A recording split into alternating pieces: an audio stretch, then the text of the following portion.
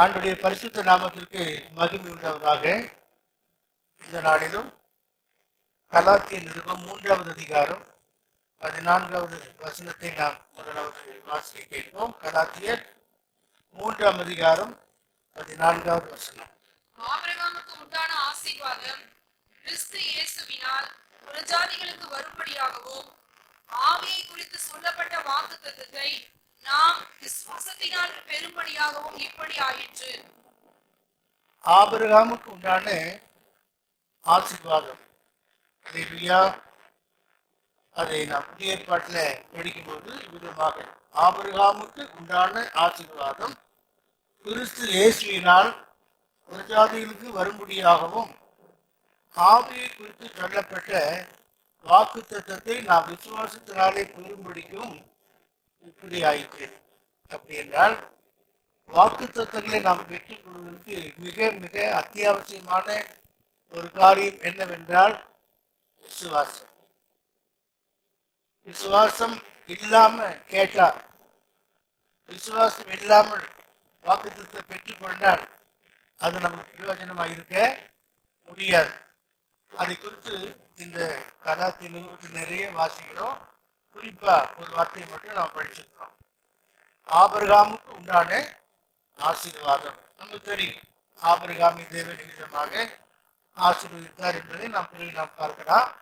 ஆனால் ஆபிரகாமுக்கு உண்டான ஆசீர்வாதம் கிறிஸ்து இயேசுவினால் புறஜாதிகளுக்கு வரும்படியாகவும் ஆவியை குறித்து சொல்லப்பட்ட வாக்குத்தத்தத்தை நாம் விசுவாசத்தினாலே பெறும்படிக்கு இப்படி ஆயிற்று என்று நாம் இங்கே வாசிக்கிறோம். That the blessing of Abraham might come on the Gentiles through Jesus Christ, that we must receive the promise of the Spirit through faith. எல்லாமே விசுவாசத்தினால்தான். விசுவாசம் இல்லாமல் தேவனுக்கு பிரியமா இருப்பது கூடாத காரியம். உங்களுக்கு சுவாசம் இருந்தால்தான் நீங்க ஜீவனுடையவர்கள். இந்த வெளிப்பிரகாரமான மனிதனுக்கு சுவாசம் இருந்தால்தான் அவங்க ஜீவனுள்ளவர்கள். ஆனால் உங்களுக்குள்ளே எனக்குள்ளே ஒரு யோவான் இருக்கிறார். அந்த யோவான் ஜீவனோடு இருக்க வேண்டும் என்றால் விசுவாசம் அவசியம். ஆமென், அல்லேலூயா. ஆகவேதான் இந்த கலாத்திய நிருபத்தில அப்போஸ்தலனாகிய பவுல் எழுதும்போது ஆபிரகாமுக்கு உண்டான அந்த ஆசீர்வாதத்தை நாம பெற்றுக் கொள்கிறோம் விசுவாசத்தினாலே. அதுவும் ஆண்டவராகிய இயேசு கிறிஸ்துவின் மேல் நாம் வைக்கிற விசுவாசத்தினால. இன்னும் சொன்னா தேவகுமாரனை பற்றும் விசுவாசத்திலும் அவருடைய அறிவிலும் ஒருமைப்பட்டவர்களாகி கிறிஸ்துவின் நிறைவான ஒரு வளர்ச்சி அடைய வேண்டும் என்பதுதான் என்னை குறித்தும் உங்களை குறித்தும் தேவ நோக்கம். எபேசியர் 4ஆம் அதிகாரத்தில் நான் இப்பொழுது சொன்ன அந்த வார்த்தை இருக்கிறது. ஆகவே ஒரு நிறைவான வளர்ச்சியை அடைவதற்கு நம்முடைய விசுவாசத்துல நாம் இன்னும் அதிகமாக வளர வேண்டும். விசுவாசத்தை குறித்து நிறைய நம்ம கேட்டுக்கிறோம். அற்ப விசுவாசம், விசுவாசம், கடுகு விசுவாசம், இதெல்லாவற்றையும் விட மகா பரிசுத்தமான விசுவாசம் தான் நம்மை மகா பரிசுத்த ஸ்தலத்துக்குள்ளே கொண்டு போகக்கூடியதாக இருக்கிறதுனால நாம் ஏதோ விசுவாசிகளாக இருக்கிறோம் என்பது மட்டுமல்ல, நமக்குள்ளே விசுவாசத்தினுடைய வளர்ச்சி, முதிர்ச்சி மிகவும் அவசியம். அதை குறித்துதான் தேவகுமாரனை பற்றும் விசுவாசத்திலும் அறிவிலும் ஒருமைப்பட்டுள்ளார் என்று சொல்லும்போது தேவகுமாரனாகி அவர் மூலமா நமக்கு கொடுக்கப்படுகிற உபதேசத்தோடு நாம் இணைந்திருந்தால் மட்டுமே அந்த உபதேசமானது நம்மை சுத்திகரிக்கிறது மட்டுமல்ல, நம்மை எப்படிப்பட்ட நிலைமையிலும் மாற்றும். எந்த மனுஷனையும் கிறிஸ்து இயேசுவுக்குள்ளாக தேறினாக இருக்கும்படிக்கு அவரையே நான் அறிவித்து எந்த மனுஷனுக்கும் எல்லா சமயத்திலும் எந்த புத்தியும் சொல்லுகிறோம், எல்லா ஞானத்தோடும் உபதேசம் பண்ணுகிறோம். கொலோசியர் 1:28 நாம் வாசிக்கிறோம். அது போல ஆக இந்த மேலான விசுவாசத்தை நாம் பெற்றுக்கொள்ள நம்மை தகுதிப்பட ஒப்புக் கொடுக்க வேண்டும். 2ஆம் கொரிந்தியர் 1ஆம் அதிகாரம் 20, 21, 22, 3 வசனங்கள். எங்களால் மகிமை உண்டாகும்படி தேவனுடைய வாக்குத்தத்தங்கள் எல்லாம் இயேசு கிறிஸ்துவுக்குள் ஆம் என்றும் அவருக்குள் ஆமேன் என்றும் இருக்கிறது. உங்களோடு கூட எங்களையும் கிறிஸ்துவுக்குள் ஸ்திரப்படுத்தி ம், நம்மை அபிஷேகம் பண்ணினவர் தேவனே. ஆ, அவர் நம்மை முத்திரித்து நம்முடைய இருதயங்களில் ஆவி என்னும் அச்சாரத்தையும் கொடுத்திருக்கிறார். அல்லேலூயா சொல்லுங்க. பாருங்க, இந்த வாக்குத்தத்தங்கள் எல்லாம் கிறிஸ்து இயேசுவுக்குள் ஆம் என்றும் இருக்கிறது, ஆமேன் என்றும் இருக்கிறது நாம் பார்க்கிறோம். தாண்டிலே நீங்க வாக்குத்தத்தத்தை பெற்றுக்கொண்டீங்க, ஆம் பெற்றுக்கொண்டீங்க. ஆமேன் என்று அது உங்களுக்கு நிறைவேற வேண்டும் என்றால் இதுக்கு இடையிலே நம்முடைய வாழ்க்கையிலே பல மாற்றங்கள், விசுவாசத்திலே அநேக வளர்ச்சியை நாம் அடைய வேண்டும் என்பதுதான் நம்ம கலாத்திலே பார்த்தோம். ஆபிரகாமுக்கு உண்டான இந்த ஆசீர்வாதத்தை கிறிஸ்து இயேசுவினாலே ஆவிக்குள் சொல்லப்பட்ட வாக்குத்தத்தை பெற்றுக் கொள்வதற்காக விசுவாசம் நமக்கு அவசியமாக இருக்கிறது. அல்லேலூயா. அதுதான் நீங்க 22வது பார்க்கிறோம். அவன் நம்மை முத்திரித்து நம்முடைய இருதயங்களில் ஆவி என்னும் அச்சாரத்தை கொடுத்திருக்கிறார் என்று சொல்லி. ஆகவேதான் யோவான் சுவிசேஷம் 1ஆம் அதிகாரம் 12ஆம் வசனத்தில் படிக்கும்போது இந்த விசுவாசம் ரட்சிப்புடையே தொடங்குகிறது. விசுவாசம் உள்ளவனாகி இல்லையா அவருடைய நாமத்தில் பாருங்க, ரட்சிப்புல இந்த விசுவாசம் வருகிறது. அவருடைய நாமத்தின் மேல் விசுவாசம் உள்ளவனாக அவரை ஏற்றுக்கொள்ள எத்தனை பேரோ அத்தனை பேர்களும் பாருங்க தேவனுடைய பிள்ளைகளாகும்படிக்கு. அப்ப நம்ம ரட்சிப்பிலேயே இந்த விசுவாசம் ஆரம்பிக்கிறது. அதனாலதான் விசுவாசத்தில் ஆரம்பமும் முடிவுமாயிருக்கிறார். எதிரையில் என்ன பார்க்கிறோம்? விசுவாசத்தை துவக்கிறவரும் அதை பூர்ணப்படுத்துவதுமாகிய அவரை நோக்கி நாம் தொடர்ந்து பிரயாணம் பண்ண வேண்டும் என்பது தேவனுடைய சித்தமாக இருக்கிறது. ஆகவே அவருடைய நாமத்தின் மேல் விசுவாசம் உள்ளவர்களாக நிறைய பேர் நாமத்தின் மேல் விசுவாசமா இருப்பாங்க. எல்லா போட்டாலும் மொத்த வரிசையை வச்சுக்குவாங்க. ஆனா ஏற்றுக்கொள்வது இல்லை. ரெண்டு காரியம் அங்கே விசுவாசம் உள்ளவர்களாக இருப்பது ஒரு பக்கம், இன்னொரு பக்கம் ஏற்றுக்கொண்டால் மட்டும்தான் அந்த வாக்குத்தத்தம் நமக்குள்ள நிறைவேறும் அதிகாரம் கிடைக்கும். நாமத்தின் மேல் விசுவாசம் உள்ளவராக அவரை ஏற்றுக்கொள்ள எத்தனை பேரோ அத்தனை பேரும் தேவனுடைய பிள்ளைகளாகும்படிக்கு அதிகாரத்தை தந்திருக்கிறார். இந்த விசுவாசம் நம் லட்சிப்படியே தொடங்குகிறது. இல்லையா? இரண்டாவது ஞான ஸ்நானத்தினாலும் இந்த விசுவாசம் நமக்குள்ளே கொஞ்சம் வளர்ச்சி அடைகிறது. கலாத்தியர் 3:26 நீங்கள் எல்லாரும் கிறிஸ்து இயேசு மற்றும் விசுவாசத்தினால் தேவனுடைய புத்தராய் இருக்கிறீர்களே. ஏனெனில் உங்களில் கிறிஸ்துவுக்குள்ளாக ஞானஸ்நானம் பெற்ற எத்தனை பேரோ அத்தனை பேரும் ஆமென் இருக்கீங்களா? அல்லேலூயா. ஞானஸ்நானத்திலேயும் விசுவாசம் நமக்குள்ளே வளருகிறதை நாம் பார்க்கிறோம். ஆமென். அதே போல கொலோசியர் 2ஆம் அதிகாரம் 12ஆம் வசனத்தை பாருங்க. 2:12 ஞானஸ்நானத்திலே அவரோடு கூட அடக்கம் பண்ணப்பட்டதாக இதிலே தேவனுடைய செயல்கள் மேலுள்ள விசுவாசத்தினாலே கவனிச்சீங்களா? ரட்சிப்புல ஞானஸ்நானத்திலே விசுவாசம் படிப்படியா நமக்குள்ளே வளருகிறதை நாம் பார்க்கலாம். மூன்றாவது 2 பேதுரு 1ஆம் அதிகாரம் 4ஆம் வசனத்திலிருந்து நீ படித்து பார்த்தீங்கன்னா இந்த வாக்குத்தத்தமானது திவ்ய வல்லமையினால் கிடைக்கிறது. 4ஆம் வசனம் இச்சையினாலே உலகத்துக்கு உண்டான கேட்டுக்கு தப்பி திவ்ய சுபாவத்துக்கு பங்குடலாகும் பொருட்டு மகா மேன்மையும் அருமையுமான வாக்குத்தத்தங்கள் அவைகளினாலே நமக்கு அளிக்கப்பட்டிருக்கிறது. இருக்க சரி, இவ்விதமாக பரிசுத்த ஆவியின் அபிஷேகத்தினாலும் நம்முடைய விசுவாசம் நமக்குள்ளே வளர்ந்து பெருகக்கூடியதாக இருக்கிறதை நாம் பார்க்கிறோம். ஆமென்.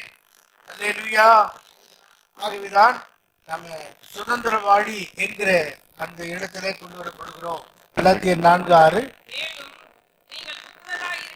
மேலும் நீங்கள் புத்திரராய் இருக்கிறபடினாலே அப்பா பிதாவே என்று கூப்பிடத்தக்க. சரி பார்த்துக்கொள்ளுங்க. ஆக அபிஷேகத்தினாலும் நாம் விசுவாசத்திலே மென்மேலும் வளருவதற்கு ஆண்டவர் உதவி செய்கிறார். அதனால்தான் நாம் அவருக்கு சொந்தமானதாக இருக்கிறோம்.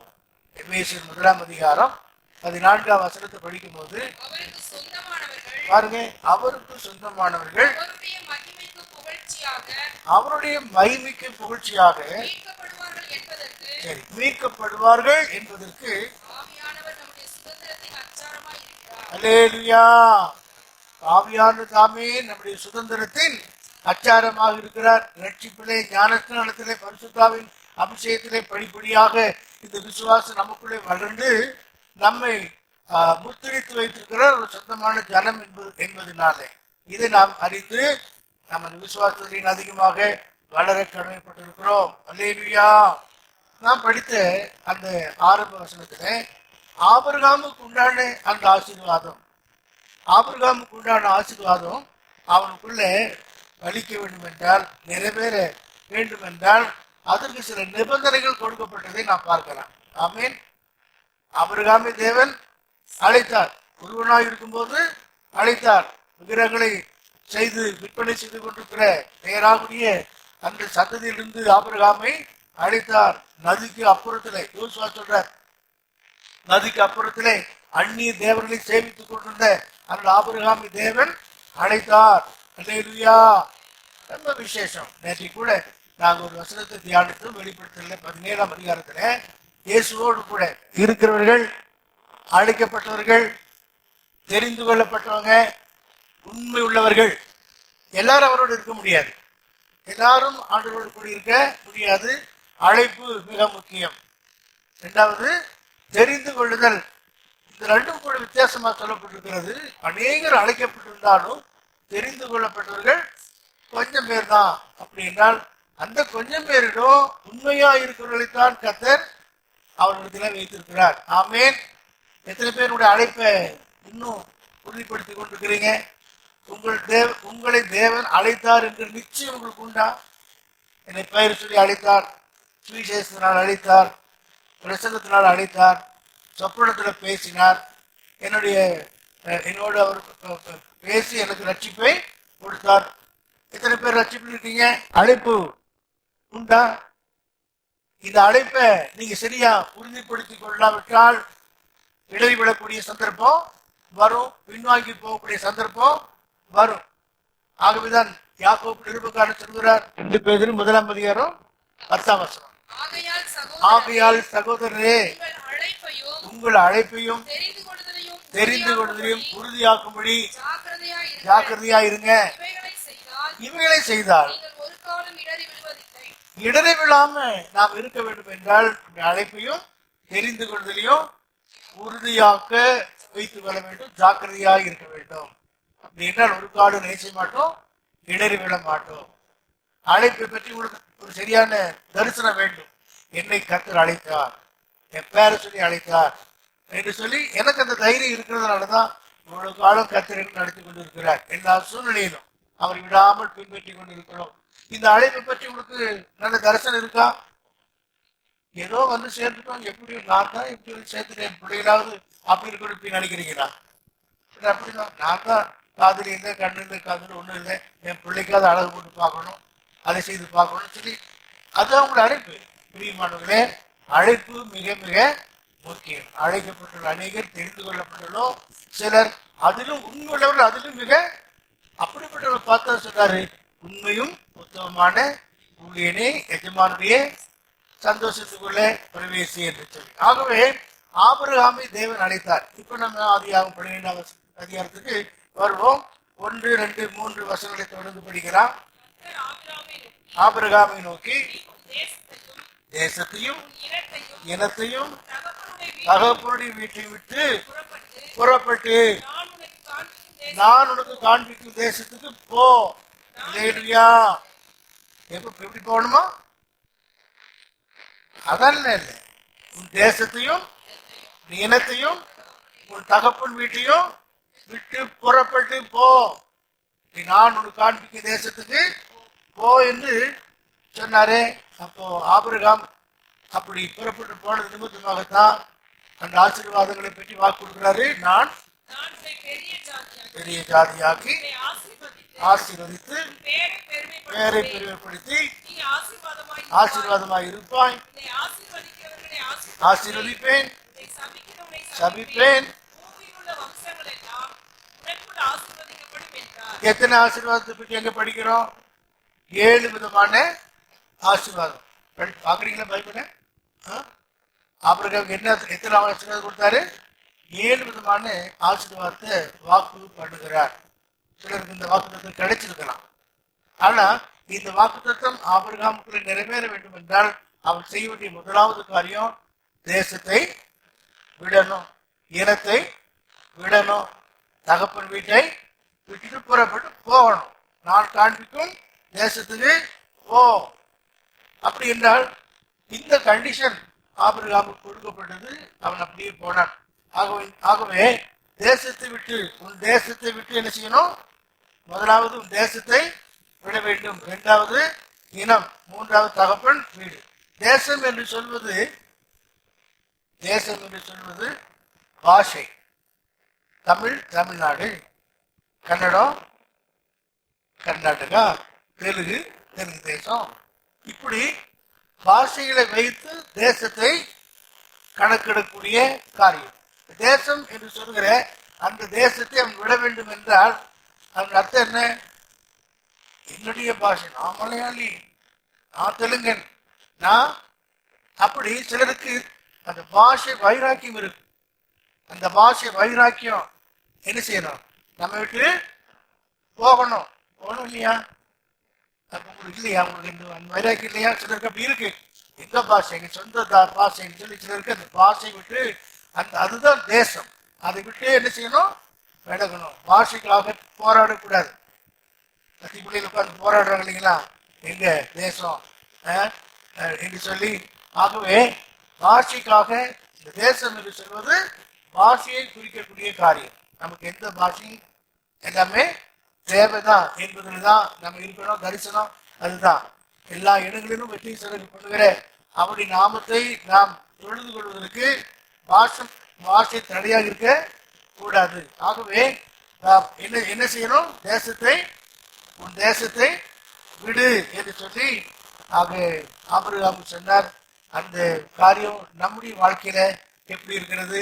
நாம் நம்முடைய தேசத்தை விட நம்முடைய பாஷைக்கு முக்கியத்துவம் கூடாதபடி மற்ற எல்லாத்துலயும் நமக்கு ஒரு ஆசீர்வாதம் வேண்டும் என்கிற அந்த கணக்கு இருக்குதா இல்லையா?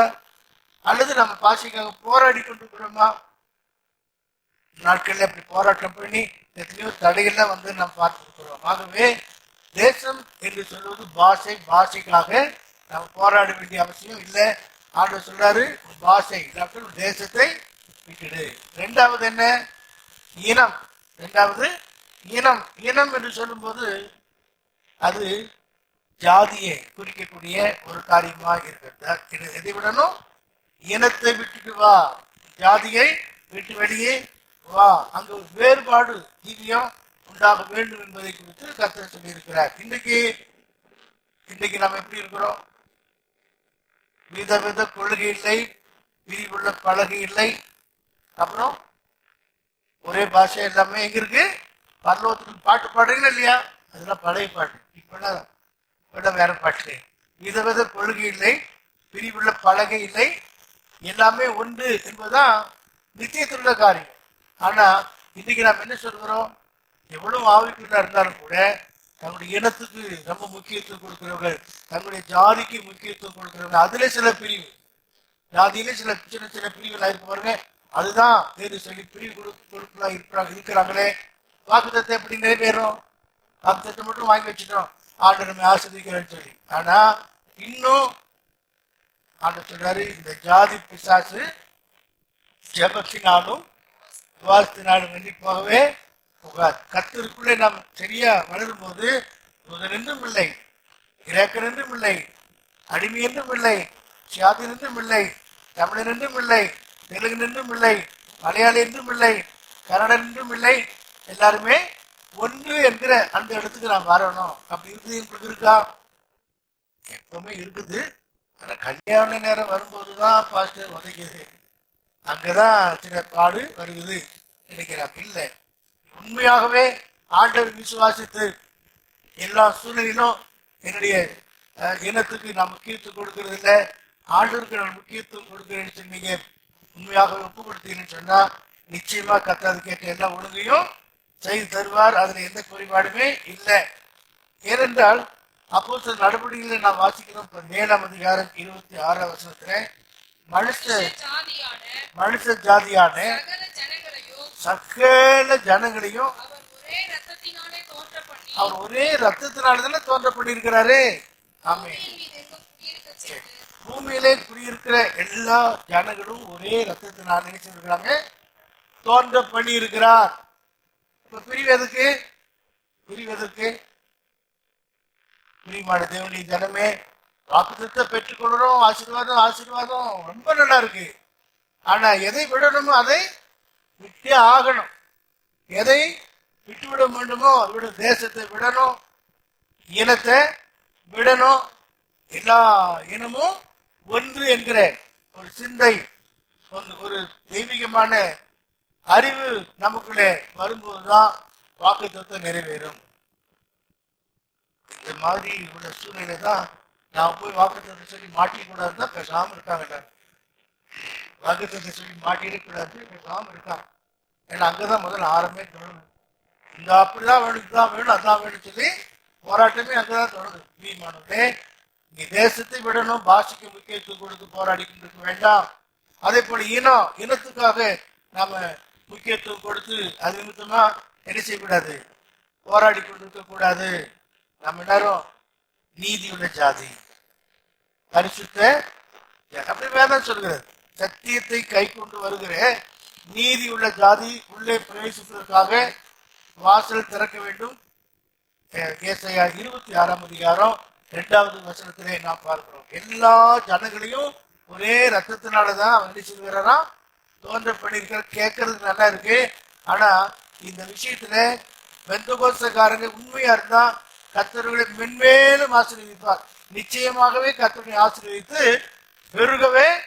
பெருக பண்ணுவார். இனத்துக்கு ஜாதிக்கு முக்கியத்துவம் கொடுத்து ஏமாந்து போகாதீங்க. பரலோகம் உங்களுக்கு கிடைக்காது. பரலோகத்துக்கு இடமே இல்லை. ஆமென். இதை நீங்க கருத்தா மனதில் வைத்துக் கொள்ளுங்க. ஆபிரகாம் பார்த்துன்னா தேசத்தை விடு, உன்னுடைய இனத்தை விட்டுடு.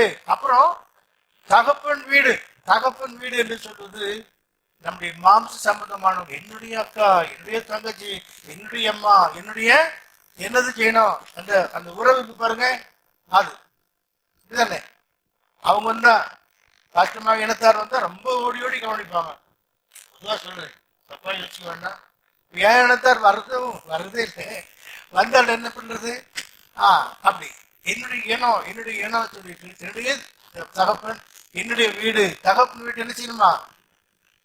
மனவாட்டி பற்றி தீர்த்தம் சொன்னாங்களே, என்ன சொல்லப்படுது? ராஜகுமார்த்தியே கேள், தகப்பன் வீட்டை மறந்து விடு, அப்பதான் ராஜாவின் அழகிலே பிரியப்படுவார். அப்போ என்னுடைய ஜனம், என்னுடைய அக்கா, இயேசு ஆண்டவர் வந்து ஒரு இடத்துல பேசிக்கிறாரு, எல்லாரும் கூடி இருக்கிறாங்க.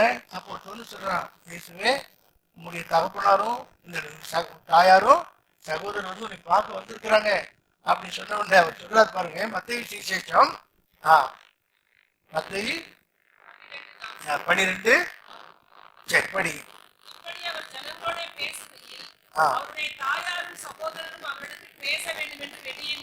நின்றாங்க. ஒருவன் அவரை நோக்கி, உன்னுடைய தாயாரும் உன்னுடைய சகோதரரும்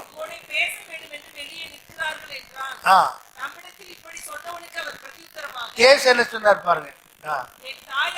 என் தாயார் யாரு, என் சகோதரர் யாரு என்று சொல்லி நீட்டி, அல்லேலூயா, எனக்கு இங்க தகப்பன்மார் இருக்காங்க, தாய்மார் இருக்காங்க, தங்கச்சிமார் இருக்காங்க, அக்காமார் இருக்காங்க, அண்ணிமார் இருக்கிறாங்க, எனக்கு எல்லாருமே யாரு, நீங்கதான் அப்படின்னு நாங்க நினைக்கிறோம். ஆமென். அல்லேலூயா. பரலோகத்திலே பிதாவின் சித்தம் செய்கிறவனே எனக்கு சகோதரனும் தகப்பனை பற்றி அவங்க சொல்லல, கவனிச்சுக்கணும். ஆமா, ஏன்னா அவர் தான் நமக்கு பரம தகப்பன் இருக்கிறார். ஆகவே நமக்கு தாய் தகப்பன் யாரு? நாங்க ஊழியர் செய்து கொடுத்த நாட்கள்ல நான் எந்த ஊர்ல பிறந்து வளர்ந்து எந்த ஊர்ல ஊழியத்துக்கு சென்றேனோ அதே இடத்துக்கு என்னை போஸ்ட் பண்ணாங்க. அதே ஈரோடு பெரிய சர்ச்சுக்கு என்னைய போஸ்ட் பண்றாங்க. 86 நினைக்கிறேன், 86 போல.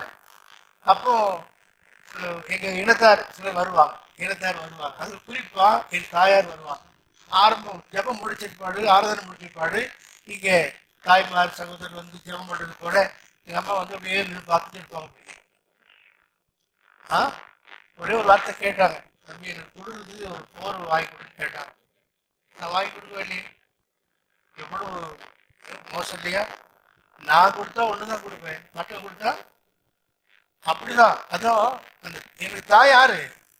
நீங்க தான் இல்லையா? பரலோகத்துக்காக சித்தம் செய்கிற அவன் அப்படிப்பட்ட ஒரு ஒரு தீர்மானம் நமக்கு வேண்டும். தகப்பன் வீட்டை மறந்து விடு, தகப்பன் வீட்டை விட்டு விடு. அது இருந்ததுன்னா பிரதேச சொந்த இன ஜனம் சொன்னேன் ஒரே மகிழ்ச்சி சந்தோஷம் அது இருக்கக்கூடாது. கிறிஸ்துவில் நாம் ஒன்றே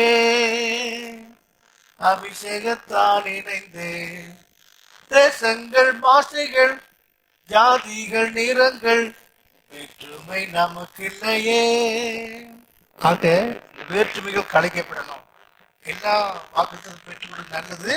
ஆனா விட வேண்டியதை மறக்க வேண்டியதை விட்டுவிட வேண்டியதை விட்டுவிட்டாருடைய வாக்குத்தத்தம் நமக்கு நிறைவேறவே செய்யாது.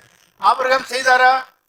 அப்படி தாம் புறப்பட்டு போகிற இடம் இன்னதென்று அறியாமல் அவர் என்ன செய்தாரா? புறப்பட்டு போனார் என்று சொல்லப்பட்டிருக்கிறதே. அல்லேலூயா. அதுதான் ஒரு புதிய சிருஷ்டியின் அனுபவம்.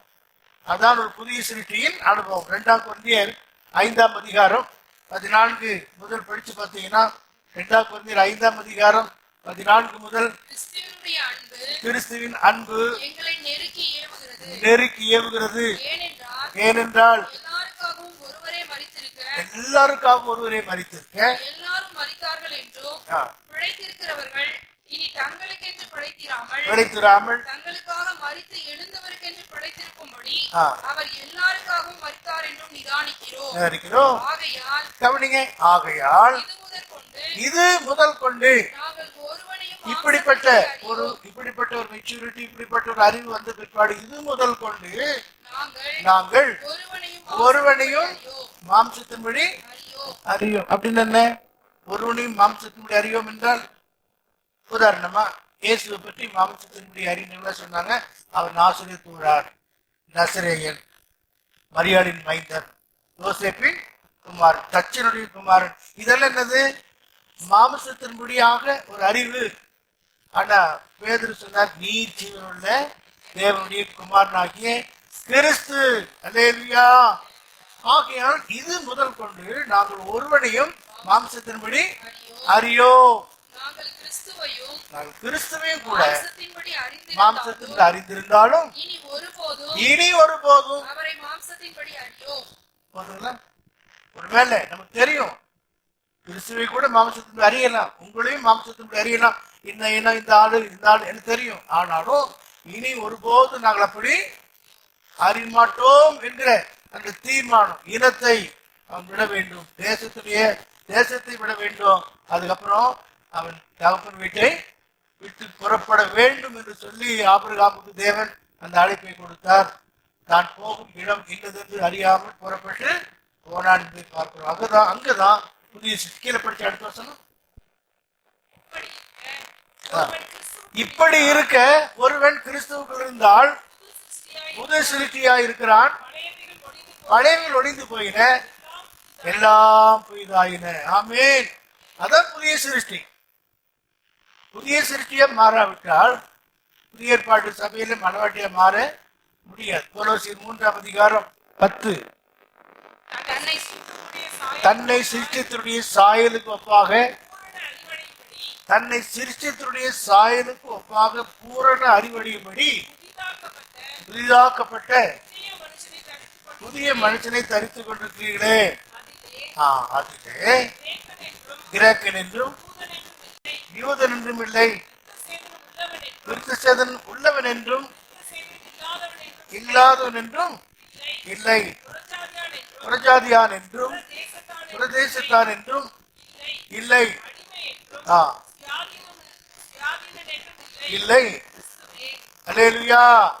கிறிஸ்துவே எல்லாரிலும் எல்லாரிலும் எல்லாமுமாய் எல்லாமா இருக்கிறார். அல்லேலூயா. பக்கத்துல பார்த்து சொல்லுங்க, கிறிஸ்துவே எல்லாரிலும் எல்லாமா இருக்கிறார். கொஞ்ச நேரம் சூரியனை நீங்க பார்த்துட்டு ராமூர்த்திகளை பார்த்தா சூரியன் தான் தெரியும். இல்லையா? உண்மைதானே?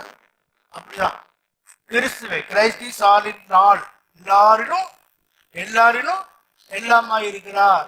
அந்த அனுபவம் தான் ஒரு புதிய சிருஷ்டியின் அனுபவம்.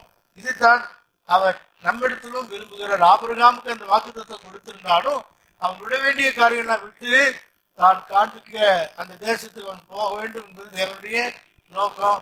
ஆகவேதான் 7 விதமான ஆசீர்வாதங்களை பெற்றுக் கொள்வதற்கு 4 விதமான காரியத்தை அவன் செய்தான். ஒன்று, தேசத்தை விட்டான். 2வது, இனத்தை விட்டான். 3வது, தகப்பன் வீட்டை விட்டான். ஆண்டவர் காண்பிக்கு தேசத்துக்கு போன்னு சொன்னாரு.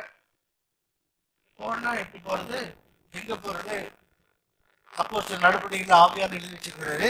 இல்ல, அப்போஸ்தலர் 7ஆம் அதிகாரம் 3வது வசனத்துல இப்ப ஆண்டவர் சொல்ற ரிவாய்டு கூப்பிடுறாரு. நீ உன் தேசத்தையும் உன் தேசத்தையும் உன் இனத்தையும் உன் விட்டு இனத்தையும் விட்டு புறப்பட்டு நான் உனக்கு காண்பிக்கும் தேசத்துக்கு வா என்றார். அங்க சொன்னாரு போ என்றார். எங்க போறோம்னு தெரிவிச்சிட்டு இருக்கான். நீர் இல்லாம நான் எப்படி போன ஆண்டவரே, உங்களுடைய சமூகம் இல்லாம எப்படி நானு போக முடியும்? இப்ப ஆவியார் எழுதி வச்சிருக்கிறாரு, நான் காண்பிக்கும் தேசத்துக்கு வா. இப்ப அவர் எங்க இருக்கிறாரு?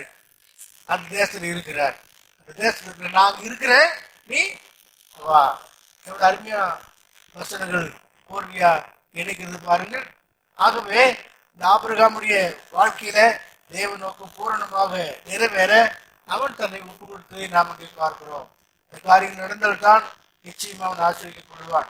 அது மட்டுமல்ல, ஆபிரகாமுக்குள்ளே சில விசேஷத்து குணாதிசயங்களை குறித்து ஒரு 2 காரியத்தை நான் பார்த்து முடிக்க போகிறோம். 15ஆம் அதிகாரம், ஆதியாகமம் 15ஆம் அதிகாரம் 6வது வசனம்.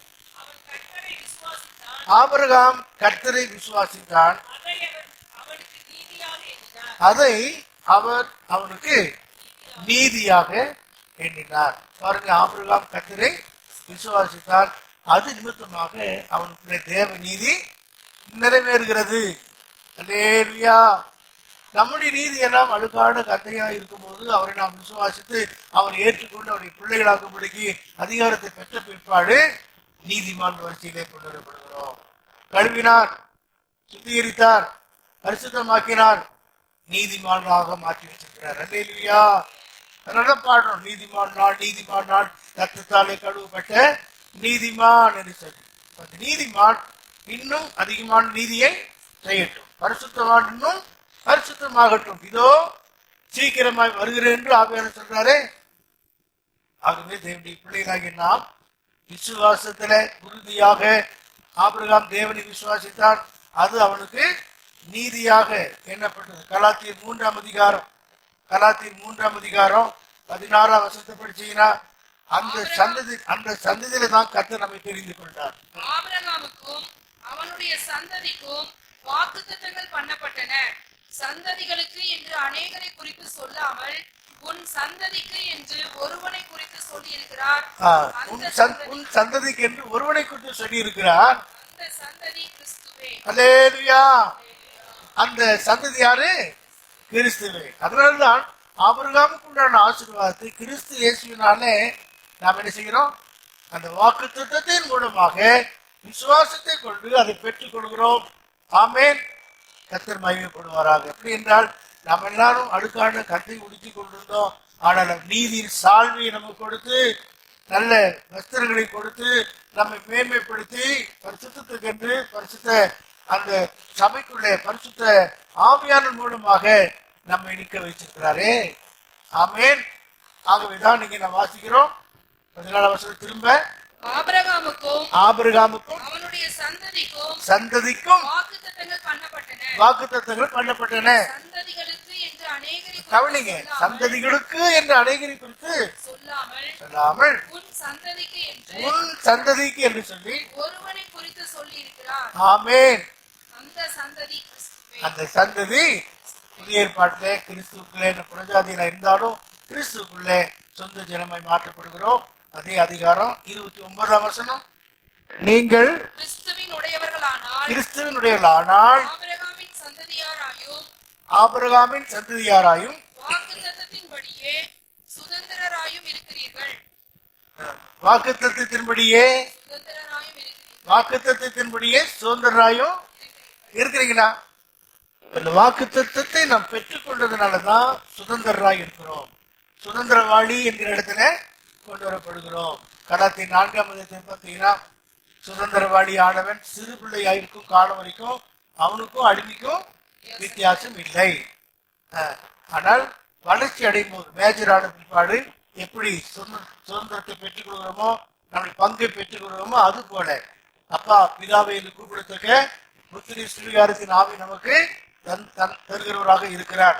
ஆகவே இந்த ஆபிரகாம் இப்படிப்பட்ட விசுவாசம் உள்ளவனாக இருந்து அப்படின்னாலே எபிரேயர் நிருபக்காரன் சொல்லும் போது எபிரேயர் 11ஆம் அதிகாரம் 8ஆம் 9ஆம் 10ஆம் வசனங்கள். விசுவாசத்தினாலே ஆபிரகாம் தாம் சுதந்திரமாக பெற போகிற இடத்திற்கு போக அழைக்கப்பட்ட போது கீழ்ப்படிந்து தான் போகும் இடம் இன்னதென்று அறியாமல் புறப்பட்டு போனான். கவனிங்க, இந்த வசனங்களை கவனிச்சு கொடுங்க.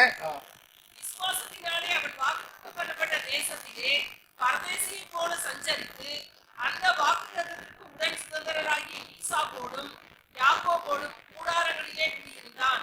ஏனெனில் தேவன் தாமே கட்டி உண்டாக்கின அஸ்திபாரங்களுள்ள நகரத்துக்கு அவன் காத்திருந்தான். அந்த பகுதியை நீங்க பாத்தீங்கன்னா தான் போகும் இடம் இன்னதென்று அறியாமல் புறப்பட்டு போனான்.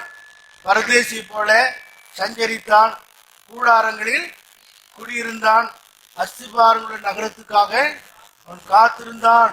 இந்த ஒரு மேன்மையான ஒரு அனுபவம் ஆபிரகாமுக்குள்ள இருந்ததுனாலே அவன் நீதிமான் என்கிற இடத்துல விசுவாசத்தின் மூலமாய் கொண்டு வரப்படுகிறான். ஆகவே ஆபிரகாமுடைய விசுவாசம் என்று சொல்வது சாதாரணமானதல்ல.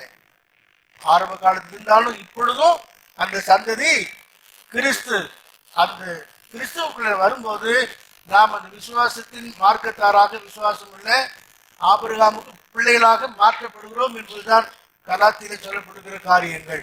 ஆகவே ஆபிரகாமுடைய விசுவாசத்துல 7 படிகள் உண்டு என்பதை நாம் முன்னமே அறிந்திருக்கிறோம். சுருக்கமாக சொல்லி முடிக்க போகிறேன். 4ஆம் அதிகாரம், ரோமர் 4ஆம் அதிகாரம் 17ஆம் வசனத்திலிருந்து நீங்க படிச்சு பார்த்தீங்கன்னா 7 விதமான அடிப்படை படிகள் ஆபிரகாமுடைய விசுவாசத்தில் இருக்கிறது. அநேக ஜாதிகளுக்கு உன்னை தகப்பனாக ஏற்படுத்தினேன் என்று எழுதி இருக்கிறபடி அவன் தான் விசுவாசித்தருமாய் மரித்தோரை உயிர்ப்பித்து இல்லாதவைகளை இருக்கிறவைகளை போல் அழைக்கிறவருமாய் இருக்கிற தேவனுக்கு முன்பாக நம் எல்லாருக்கும் தகப்பனானான். உன் சந்ததி இவ்வளவாய் இருக்கும் என்று சொல்லப்பட்டபடியே தான் அநேக ஜாதிகளுக்கு தகப்பனாவதை நம்புகிறதற்கு ஏதுமில்லாதிருந்தோம். தொடர்ந்து நீங்க 4ஆம் அதிகாரம் 17ஆம் வசனம் முதல் நீங்க படிச்சு பார்த்தீங்கன்னா மரித்தோரை உயிர்ப்பிக்கிற தேவன் என்று விசுவாசித்தார். மரித்தாலும் தேவன் அவனை உயிரோட எழுப்புவார் என்ற விசுவாசம் அவனுக்குள்ள இருந்து அதனாலதான் ஆபிரகாம் தன் குமாரனை பலி செலுத்தினார் என்றே சொல்லப்பட்டிருக்கிறது.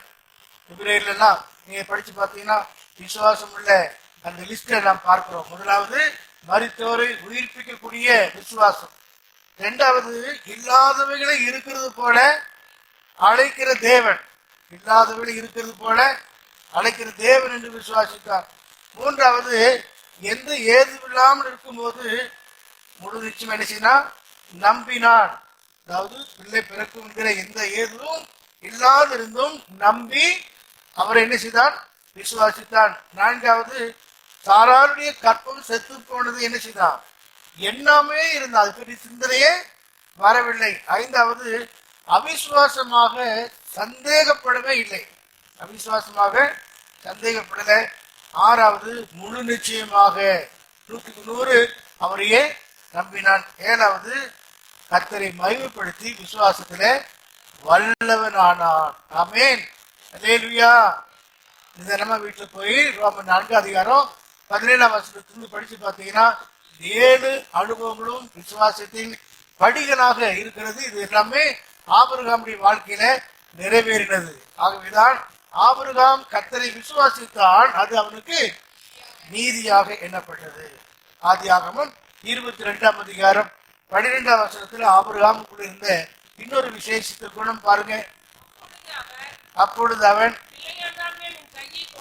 பிள்ளையாண்டர் மேல் கை போடாதே, அவனுக்கு ஒன்றும் செய்யாதே, புத்திரன் என்றும் ஏக சுதன் என்றும் பாராமல் எனக்காக ஒப்பு கொடுத்தபடியினால் அல்லேலூயா, தேவனுக்கு பயப்படும் என்று இப்பொழுது முன்னமே அழைச்சாரு. வெளியில வந்தாங்க, போனாங்க, எல்லாமே இருக்குது. வாக்குத்தத்தம் நிறைவேறி ஒரு குமாரனை கர்த்தர் கொடுத்தார். குறிக்கப்பட்ட நாள்ல அந்த குமாரனை பலி செலுத்த வேண்டும் என்று ஆபிரகாம் சொல்லியிருந்தார். எந்த ஒரு தயக்கம் இல்லாம தைரியமா கொண்டு போய் காலெல்லாம் கையெல்லாம் கட்டி அந்த பலிக்கூடத்துல மகனை வைத்து கத்திய போகும்போது ஆபிரகாமே ஆபிரகாமே மெதுவா கூப்பிட்டு என்ன ஆகும், அதுக்குள்ள கீழே விழுந்துரும், அடி விழுந்துரும், கத்தி விட்டிடுவான்னு சொல்லி ஆபிரகாமே ஆபிரகாமே என்று சொல்லும். மகனுக்கு எது தீமையும் செய்ய வேண்டாம் என்று சொல்லி இப்ப சொல்றாரு, இப்பொழுது நீ எனக்கு அந்த காரியத்தை நிறைவேற்றது நிமித்தமாகத்தான் தேவனுக்கு பயப்படுகிறவன் என்கிற சாட்சியை பெற்றுக் கொண்டான். இன்னைக்கு தேவனுக்கு பயப்படுகிற பயம் எப்படி இருக்கிறது? வசனம் சொல்லுவாங்க, கர்த்தருக்கு பயப்படுகிற ஞானத்தில் ஆரம்பம். சரி, பரவாயில்லை, பொல்லாப்பை விட்டு விலகுவது புத்தி. இப்படி நாடோறும் கர்த்தருக்கு பயப்படுற பயத்தோடு இருந்தால்தான் கர்த்தருக்கு பயந்து வழி நடக்கிறவன் அவன் பாக்கியவான். இந்த பாக்கியவான் வரிசையில கொண்டு வரப்படுவோம். தேவ பயம், ஒரு மனிதனுக்கு தேவ பயம் இருக்கும் என்றால், ஒரு தேவனுடைய பிள்ளைக்கு தேவ பயம் இருக்கும் என்றால், யோசேப்பு சொன்னது போல எப்படி நான் இதை செய்ய, எப்படி நான் இதுக்கு ஒப்புக் கொடுக்க முடியும் என்று சொல்லி கர்த்தருக்கு பயந்த தேவ மனிதனாக யோசேப்பை குறித்து கூட நாம் பார்க்கிறோம். ஆகவே ஆபிரகாம் தேவனை விசுவாசித்தது மட்டுமல்ல, ஆபிரகாம் தேவனை விசுவாசித்தான். அல்லேலூயா. பிதாவாகிய தேவனுக்கு குமாரனான இயேசு கிறிஸ்து எல்லா விதத்திலும் கீழ்ப்படிந்து ஒப்பு கொடுத்து அவருக்கு பிரியமானதை அவர் செய்ததுனால பிதாவாகிய தேவன் என்ன செய்யல, தனியா விடவே இல்லை. யோவான் சுவிசேஷம் 8ஆம் அதிகாரம் 29ஆம் வசனம் பாருங்க. என்னை அனுப்பினவர் என்னுடனே கூட இருக்கிறார். இயேசு சொல்கிறார், என்னை அனுப்பினவர்கள் என்னோடு கூட இருக்கிறார். பிதாவுக்கு பிரியமானவைகளை நான் எப்போதும் செய்கிறபடியினால் அவர் என்னை தனியே இருக்க விடவில்லை என்றார். நானும் நீங்க சொல்ல முடியுமா? என்ன அழைச்சவரு, என்னை தெரிந்து கொண்டவரு என்னோடு கூட இருக்கிறாரு, அவருக்கு பிரியமானதையும் நான் செய்ய ஒப்பு கொடுக்கிறேன், அப்படிதான் செய்யறேன் என்று சொல்ல முடியுமா? நீ தீர்மானம் பண்ணி ஒப்பு கொடுத்தீர்கள் என்றால் அவர் உங்களுக்கு விலகவே மாட்டார். ஆகவே அங்கு சொல்லப்பட்டிருக்கிறது, என்னை ஒருபோதும் தனிமையா இருக்க விடவே மாட்டார். அல்லேலூயா. நம்முடைய தீர்மானம் என்ன? ஆண்டவருக்கு பயந்து அப்படி சித்தம் செய்து எப்போதும் அவர் நம்மோடு இருக்க வேண்டும் என்று நம்மை விரும்பி ஒப்பு கொடுப்போம் என்றால் என்ன செய்யணும்? அவருக்கு பிரியமானதை எப்போதும் செய்யணும். நமக்கு பிரியமானதை கூட சில நேரத்துல விட்டு கொடுக்க வேண்டியிருக்கிறது. ஒரே குமாரன் ஏக சுதன் ஆண்டுகளுக்கு பிற்பாடு ஈசாக்கு கத்து தந்தார், அதை பலி செய்து சொல்லுகிறார். முடியுமா? உண்மையாகவே சாராளமா கொஞ்சம் விஷயம் தெரிஞ்சிருந்தா வீட்டுல பெரிய போராட்டம் வெடிச்சிருக்கும். அந்த அம்மா கூட அதை சொல்லல. பெண் புத்திங்கிற மாதிரி வந்து விசுவாசத்துக்கு எடுத்து போடுவாங்க. அல்லேலூயா. நம்மள பெண்கள் இல்லை, ஆண்களும் இல்லை, நம்மள தேவபுத்திரன். சரிதானா? நம்ம தேவபுத்திரா இருக்கிறோம். பிரியமானவர்களே, நம்ம தேவனுக்கு பயந்து நடப்போம் என்றால் இந்த ஆசீர்வாதம் வாக்குத்தத்தங்களால நமக்கு நிறைவேறும் என்பதிலே சந்தேகம் இல்லை. நமக்கு உள்ளதை முழுவதுமாக ஆண்டவருக்கு ஒப்புக் கொடுக்க வேண்டும். அதனால்தான் எபேசியர் 5ஆம் அதிகாரம் 21 தெய்வ பயத்தோட கீழ்ப்படிந்தோம். தேவ பயத்தோட, தேவ பயம் நம்ம முக்கியம். அல்லேலூயா. நமக்கு இருக்கிற ஞானமோ, கல்வி அறிவோ, பணமோ, பட்டமோ, பதவியோ, உயர்வோ, ஐஸ்வர்யமோ, இதுக்கெல்லாம் நம்ம முக்கியத்துவம் கொடாதபடி நாம கர்த்தருக்கு முக்கியத்துவம் கொடுக்க வேண்டும். என் ஞானம், கல்வி, செல்வம் எல்லாம் ஒன்றுமில்லை குப்பை என்று எண்ணுகிறேன். என் ஞானம், கல்வி, செல்வம் எல்லாம் ஒன்றுமில்லை குப்பை என்று எண்ணுகிறேன். என் நீதி நியாயங்கள் அழுக்கான கந்தை என்றே உணர்ந்தேன் என் இயேசுவே. அனுதினமும் உம்மில் நான் வளர்ந்திடவே உம் அனுக்கிரகம் தர வேண்டுமே. ஆகவே தேவனுக்கு பயப்படுற பயம் நமக்கு போது இருக்கும் என்றால் அனுதினம் நாடோறும் கர்த்தருக்கு பயப்படும் பயத்தோடு இருந்து நிறைவான வாக்கு சத்தங்களை சுதந்திரித்துக் கொள்ளலாம். கர்த்தரை ஆசீர்வதிப்பாராக. கடைசியாக ஆதியாகமம் 22:18 நாம் படிக்கும் போது, நீ என் சொல்லுக்கு கீழ்ப்படிந்தபடியினால் உன் சந்ததிக்குள் பூமியில் உள்ள சகல ஜாதிகளும். ஆபிரகாம் தேவனை விசுவாசித்தான், அது அவனுக்கு நீதியா எண்ணப்பட்டது. ஆபிரகாம் தேவனுக்கு பயந்து நடந்தான், அது ஒரு ஆசீர்வாதம். மூன்றாவது நான் பார்க்கிறோம் ஆதியாகமம் 22:18, நீ என்னுடைய சொல்லுக்கு கீழ்ப்படிந்தபடியினால் உன் சந்ததிக்குள், உன்னுடைய சந்ததிக்குள்ளே பூமியில் உள்ள சகல ஜாதிகளும் ஆசீர்வதிக்கப்படும் என்று அல்லேலூயா. கர்த்தராகிய இயேசு கிறிஸ்துவை விசுவாசி, உண்மையா விசுவாசி அப்படி என்றால் வீட்டாரும் ரட்சிக்கப்படுவாங்க இல்லையா? உண்மைதானா? பிரியமானவர்களே, நான் ரட்சிக்கப்பட்ட பிற்பாடுதான் என் தாயார் ரட்சிக்கப்பட வந்தாங்க. அவங்க தான் இந்த பெந்தகோஸ்துக்குள்ள வந்தாங்க, மற்ற யாருமே வர முடியல. அவங்க அதுக்கெல்லாம் நான் என்னுடைய ஊரை விட்டு வெளியில் போயிட்டேன். தாயார் மட்டும் அந்த ரட்சிப்புகளை வந்து கடைசி வரைக்கும் அவங்க விசுவாசத்திலிருந்து இந்த ஊர்ல தான் மறிச்சாங்க. இந்த ஊர் தான் கடல் இருக்கு. அன்னைக்கு நமக்கு இந்த கதறைய பார்த்துட்டு வந்தோம். அல்லேலூயா. ஆண்டவர் நம்முடைய வாழ்க்கையில கீழ்ப்படுதல் எதிர்பார்த்திருக்கு. தானே முதலாவது நமக்கு தேவை. முதல் பிரமாணமே கீழ்ப்படி என்று சொல்லினார். ஆனால் அவங்க கீழ்ப்படியாம போனதுனால எல்லாவற்றையும் மனிதன் எழுந்து பண்ணி பார்க்கிறோம். ஆனால் ஆபிரகாமோ கர்த்தருடைய சொல்லுக்கு கீழ்ப்படிந்ததுனால அவன் மாத்திரமல்ல, அவனுக்குள்ளே அவர் சந்ததிக்கு எல்லாமே ஆசீர்வாதமா இருக்கும் என்று சொல்லி வாக்குறுக்கிறார். ஆகவே இந்த கீழ்ப்படிதலை குறித்து அதிகமா நம்ம பார்க்கணும்னா பிலிப்பியர் 2ஆம் அதிகாரத்துல ஆண்டவர் இயேசு கிறிஸ்து தான் நமக்கு ரோல் மாடலா இருக்கிறார். 2:5 முதல்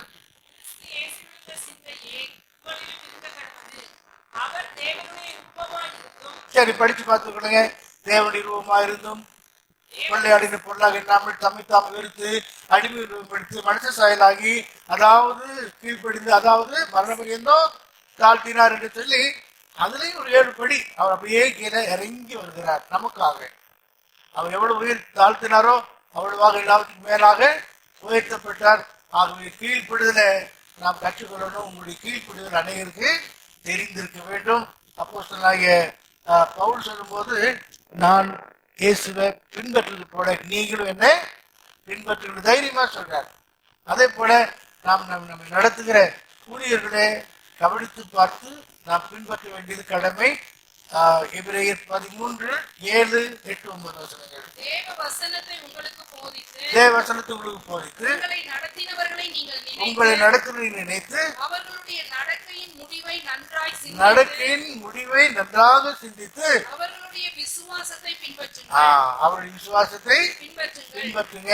இயேசு கிறிஸ்து நேற்றும் இன்னும் என்றும் மாறாதவர். அல்லேலூயா.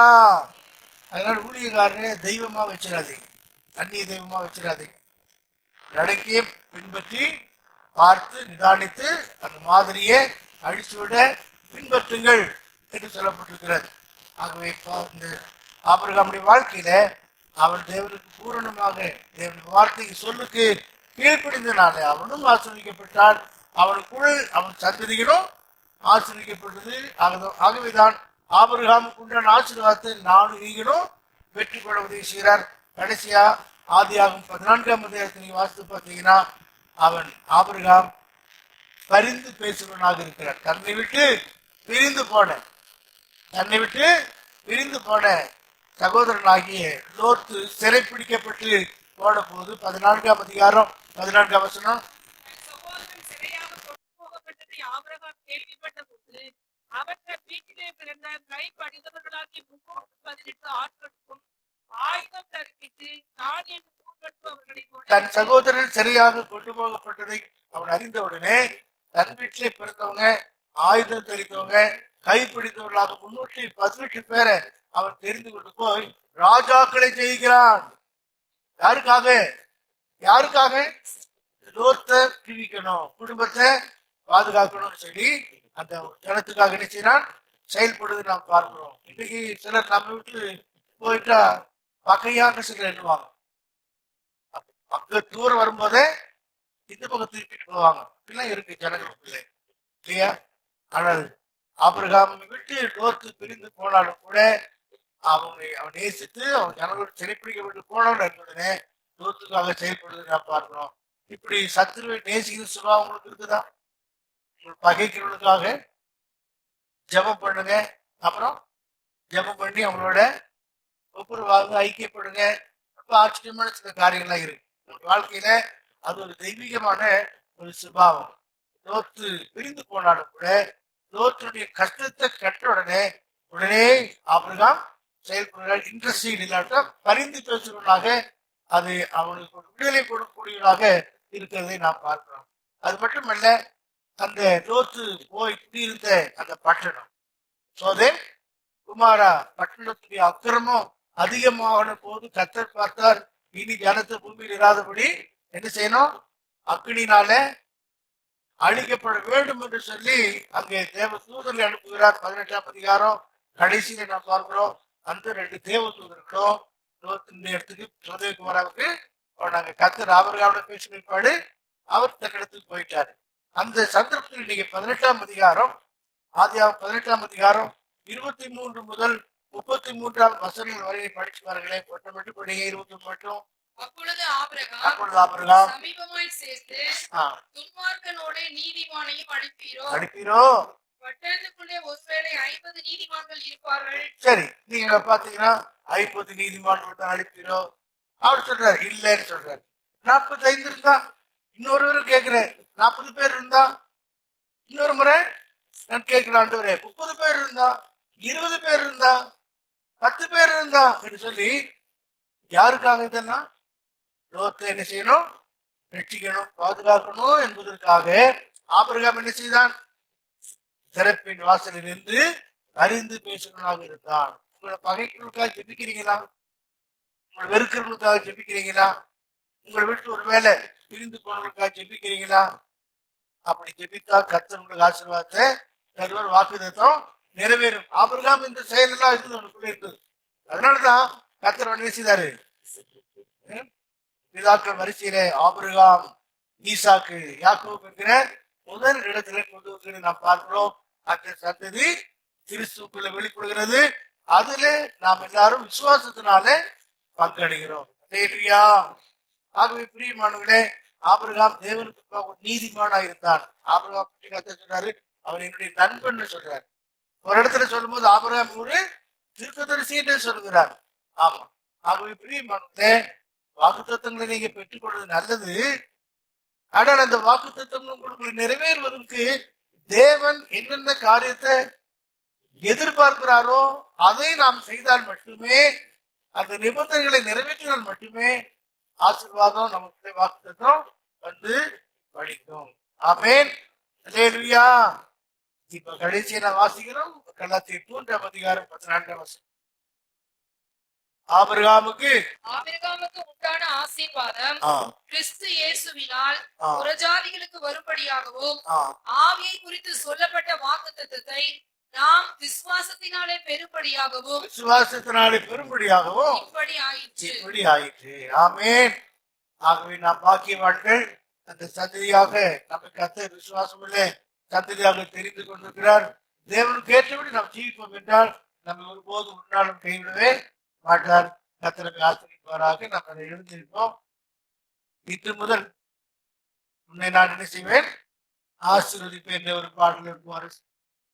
இன்று முதல் நான் உன்னை ஆசீர்வதிப்பேன், எல்லையில்லா நன்மைகளால் நிரப்பிடுவேன். இன்று முதல் நான் உன்னை ஆசீர்வதிப்பேன், எல்லையில்லா நன்மைகளால் நிரப்பிடுவேன். பெரிய இனமாக்கி ஆசீர்வதிப்பேன், உனது பெயரை நான் உயர்த்திடுவேன். பெரிய இனமாக்கி ஆசீர்வதிப்பேன். உனது பெயரை நான் உயர்த்திடுவேன். ஆசீர்வாத வாய்க்காலாய் நீரப்பாய்.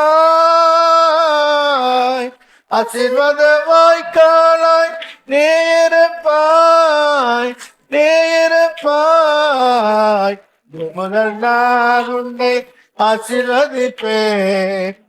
எல்லையில்லா நன்மைகள் நிரப்பிடுவேன். இந்த முதல் நான் உன்னை ஆசீர்வதிப்பேன். எல்லையில்லா நன்மைகள் நிரப்பிடுவேன். இந்த முதல் நான் உன்னை ஆசீர்வதிப்பேன். எல்லையில்லா நன்மைகள் நிரப்பிடுவேன். ஜெபிப்போம். ஸ்தோத்திரிக்கிறோம் ஆண்டவரே, மே ஸ்தோத்திரம் ஸ்தோத்திரம் ஸ்தோத்திரம். எங்களை அதிகமா நேசிக்கிறேன் எங்க நல்ல தகப்பனே, நன்றியோடு நாங்களுமே துதித்து உண்மை மகிமைப்படுத்துகிறோம். புதிய ஆண்டிலும் கர்த்தருடைய சமூகத்துல ஆண்டவரே இந்த 2வது வாரம் தேவ சமூகத்துல வந்து உண்மை துதிக்கும்படியாக உண்மை போற்றி புகழ கர்த்தர் எங்களுக்கு கொடுத்த வெளியேறப்பட்ட இந்த ரட்சிப்புக்காக ஆண்டவரே உமக்கு நன்றி பலிகளை ஏறெடுக்கிறோம். அந்த நாள் ஆலயத்திலே கர்த்தருடைய சமூகம் எங்களுக்கு முன்பாக வந்து கொண்டே இருந்தபடினால ஸ்தோத்திரம். வான சேனையோடு எங்கள் மத்தியில் இறங்கி வந்தீர். எங்களோடு நீர் பேசினபடினால ஸ்தோத்திரிக்கிறோம். எங்கள் மத்தியிலே நீ உலாவிக் கொண்டிருக்கிறபடினால துதிக்கிறோம் ஆண்டவரே. விசுவாசத்தினால ஆண்டவரே ஆபிரகாமை என்னை அழைத்தீர். அழைத்த தேவன் ஆண்டவர் எங்களையும் அதே போல ஒவ்வொருவரையும் அழைத்திருக்கிறீர் என்ற விசுவாசத்தோடு நம்பிக்கையோடு ஒவ்வொருவரும் ஜீவிக்க வேண்டிய கிருபைகளை கட்டளையிட ஜெபிக்கிறோம். விசுவாசத்தினால் ஆண்டவரே அழைத்தீர். ஆண்டவரே ஆபிரகாமுக்கு கொடுத்த 7 விதமான ஆசீர்வாதங்களையும் அவங்களை பெற்றுக்கொள்ள அப்படிப்பட்ட ஒரு விசுவாசம், ஒரு நம்பிக்கை, எந்த கேள்வி கேட்காதபடி தேவனிடத்தில் ஆண்டவரை அழைத்த போது தன்னை ஒப்பு கொடுத்து வந்தால் ஆண்டவருடைய சொல்லுக்கெல்லாம் கீழ்ப்படிந்து ஆண்டவர் எல்லா சூழ்நிலையிலும் ஆண்டவரே பல போராட்டங்கள், கஷ்டங்கள், எல்லா நிலைமையிலும் கத்தை விடாமல் பற்றி கொண்டு விசுவாசத்துல உறுதியாய் இருக்க ஆபிரகாமோடு இந்த தேவன் ஆண்டவர் இன்றும் பிரஜாதிகளாக எங்களோடும் நீர் இருக்கிறீர் ஆண்டவரை. எங்களுக்காக நீர் பரிந்து பேசிக் கொண்டிருக்கபடினால் நம்ம ஸ்தோத்திரிக்கிறோம் ஆண்டவர். இந்த விசுவாசத்தை விட்டு விடாதபடி ஆண்டவரை வசனங்களை கேட்கிறோம். கேட்டது மாத்திரமல்ல அதன்படி நடக்க, அதன்படி ஜீவிக்க ஆண்டவரை வசனங்களை ஆண்டவரை மறுபடியும் தியானிக்க வேண்டிய கிருபை ஆண்டவர் ஒவ்வொருவருக்கும் தரப்படியா ஜெபிக்கிறோம் ஆண்டவரே. ஏனோ தானோ இல்லாமல் வசனத்தை கேட்டோம் என்று மாத்திரம் அல்ல, அந்த வாரம் முழுவதும் அதை தியானிக்க ஆண்டவர் கிருபை தரப்படியா ஜெபிக்கிறோம். இந்த வாக்குத்தத்தின்படி உடைய சமூகம் எங்களுக்கு முன்பாக சென்று கொண்டிருக்கபடினா நம்ம ஸ்தோத்திரம். உடைய சமூகத்திலே எங்களுக்கு எல்லா இளைப்பாறுதல் உண்டு, ஆசீர்வாதங்கள் உண்டு ஆண்டவரே, சமாதானம் உண்டு, சந்தோஷங்கள் உண்டு ஆண்டவரே. அதை கர்த்தாவே ஆபிரகாமை போல தகுதிப்படுத்திக் கொண்டு ஆண்டவரே எந்த கேள்வி கேட்காதபடி நாங்களுடைய சமூகத்துல காத்திருக்கும் போது நிச்சயமாகவே எல்லாவற்றையும் நாங்களும் பெற்றுக்கொள்வோம் என்ற நம்பிக்கை உண்மையாகவே எங்களுக்கு இருக்கிறது ஆண்டவரே. அப்படியே செய்ய வல்லமுள்ள தேவன், ஜீவனுள்ள தேவனாய் சபை ஆசீர்வதி நடத்தும், ஜனங்களை ஆசீர்வதி நடத்தும். இந்த மாதெல்லாம் கண்மணி போல ஒவ்வொருவரையும் கர்த்தர் பாதுகாத்துக் கொள்ள முடியாம ஜெபிக்கிறோம் ஆண்டவரே. எல்லாருக்கும் வேண்டிய விசேஷித்த கிருபையை தாரும் ஆண்டவரே. இந்த நாளிலே சண்டே கிளாஸ் ஊழியர்களை பொறுப்படும், சிறு பிள்ளைகள் எல்லாம் கொண்டு வரும், ஊழியர்கள் ஆசீர்வாதமாக, டீச்சர்ஸ்கள் எல்லாரும் ஒரு மனமாய் ஒற்றுமையா ஐக்கியமாய் இருந்து எல்லா ஊழியர்களையும் செய்ய வேண்டிய கிருபையை தந்து இந்த நாளில் தொடங்கப்படுகிற அந்த ஊழியத்தையும் கர்த்தர் ஆசீர்வதிக்கும் ஜெபிக்கிறோம். வேத வசனங்கள் சிறு பிள்ளைகளுக்கு போதிக்கப்படும் போது அப்படியே எதிர்காலத்துக்கு அது ஆசீர்வாதமாயிருக்க உதவி செய்வீராக. நாட்களுக்குத்தாவே ஆலயத்திலே கடந்து வந்த கர்த்தருடைய பிள்ளைகள் ஒவ்வொருவரையும் கர்த்தர் ஆசீர்வதிக்கும்படியா ஜெபிக்கிறோம். உடைய சமூகத்தை விட்டு கடந்து செல்லும் போது நிறைவான ஆசீர்வாதத்தோடு, சமாதானத்தோடு, சந்தோஷத்தோடு, ஆறுதலோடு செல்ல உதவி செய்வீராக. தாழ்த்தி உடைய கருத்து ஒப்பு கொடுக்கிற வாரம் முழுவதும் அன்றைய செட்டையின் மறையில் மறைத்து வைத்து எங்களை காத்துக்கொள்ளும். இயேசுவின் நாமத்துல கேட்கிறோம் பிதாவே. என் ஆத்மாவே கர்த்தரை ஸ்தோத்திரி, என் முழுவதுமே அவருடைய பரிசுத்த நாமத்தை ஸ்தோத்திரி. என் ஆத்மாவே கர்த்தரை ஸ்தோத்திரி, அவர் செய்த சகல மனவார்த்தை. நம்முடைய கர்த்தராகிய இயேசு கிறிஸ்துவின் கிருபையும் பிதாவாகிய பிதாவும் பரிசுத்த ஐக்கியமும் இன்றும் என்றும் சதா காலங்களிலும் மனிதரோடு கூடவே இருப்பதாக. அல்லேலூயா, அல்லேலூயா, அல்லேலூயா.